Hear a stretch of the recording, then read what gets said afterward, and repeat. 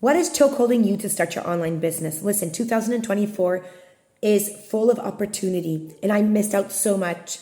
I learned this the hard way when 5 years ago I stepped onto this online business. And here's two things I want to share with you. What I've learned in this 5 years, what's holding people back. Number one is the fear, right?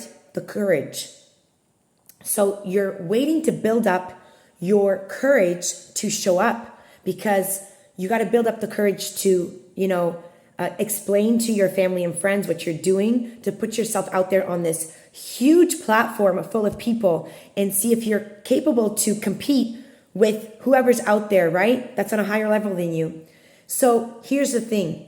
When you're waiting for the courage to build up, you're actually allowing the fear to set in and build up, and your momentum comes down. So you're never going to take action on that, because courage is really taking the action, doing it with the fear.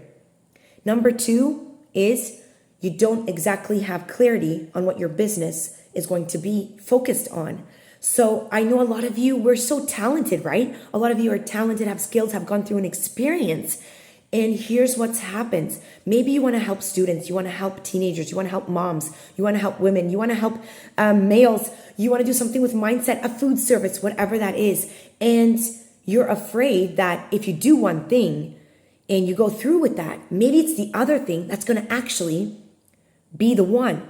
So you do a little bit of everything to make sure you're everywhere, but it never happens. It doesn't work, right? You've got to focus on one. One thing is your business going to focus on, so that you have an ideal prospect, an ideal client, right? But I want to share something else with you. The number three, there is a number three.